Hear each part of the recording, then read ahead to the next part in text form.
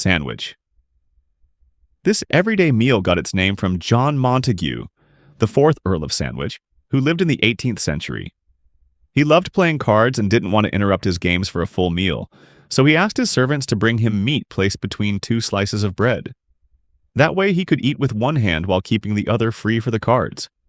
Friends and others at the table started referring to the same convenient food as a sandwich, and the name caught on so quickly that it became the standard term for any food layered between bread slices.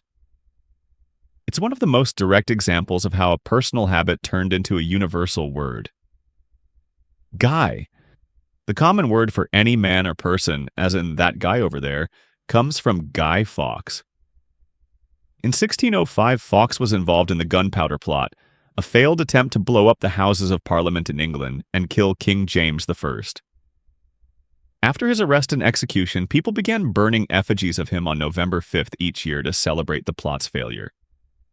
These effigies were called guys. Over the following centuries, the term gradually lost its negative connection and simply came to mean an ordinary person, especially in informal British and American English. Boycott. When you boycott something, you deliberately avoid buying from or dealing with it to make a point. The word entered the language because of Charles Boycott, an English land agent managing estates in Ireland during the late 19th century. In 1880, tenant farmers protested unfair rents and poor treatment by refusing to harvest his crops, work his land, or even sell goods to him. The organized isolation was so effective that newspapers started using boycott as the verb for similar protests. It spread worldwide as a way to describe nonviolent economic pressure. Diesel. The diesel engine and the fuel that powers it are both named for Rudolf Diesel. This German engineer developed his compression ignition engine in the 1890s as a more efficient alternative to steam engines.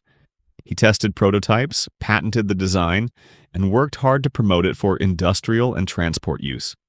Though he faced challenges and tragically died in 1913, his invention proved so successful that the engine type and the heavy fuel oil it uses became known simply as diesel. It's still the go-to for trucks, ships, and many generators today. Braille. The system of raised dots that allows blind people to read and write is called Braille after its creator, Louis Braille. As a young boy in France, he was blinded in an accident with a sharp tool. Later, while studying, he learned about a military night writing code using dots and dashes. In the 1820s, he simplified and improved it into a 6-dot grid that's much easier to read by touch and takes up less space. By his early 20s, he had published his method, which became the global standard for tactile reading despite initial resistance. Mesmerize. Something that holds your full attention in an almost spellbinding way is said to mesmerize you. This verb traces back to Franz Mesmer, an 18th century German physician who practiced what he called animal magnetism. He believed an invisible fluid flowed through living things and could be manipulated to heal illnesses, often putting patients into trance-like states with gestures, stares, and touches. His dramatic sessions drew huge crowds and sparked fascination across Europe. Even after his ideas were discredited as pseudoscience, the word mesmerize stuck around to describe anything captivating or hypnotic. Silhouette. A silhouette is a solid, dark outline of a shape or figure against a brighter background, often used in art or portraits. The term comes from Etienne de Silhouette, who served as France's finance minister in the mid-1700s under Louis XV.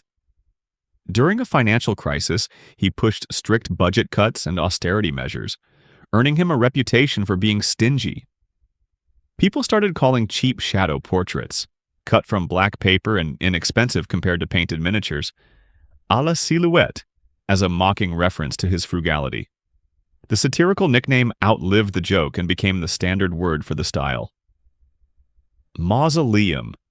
A grand, elaborate tomb built above ground is known as a mausoleum. This goes back to Mausolus, a ruler in ancient Caria during the 4th century BC. After his death, his wife Artemisia built an enormous and ornate tomb for him in Halicarnassus, decorated with sculptures and considered one of the 7 wonders of the ancient world. Travelers and writers described it in awe, and the sheer scale of the structure led later generations to use mausoleum for any impressive burial monument, from personal family tombs to large public memorials.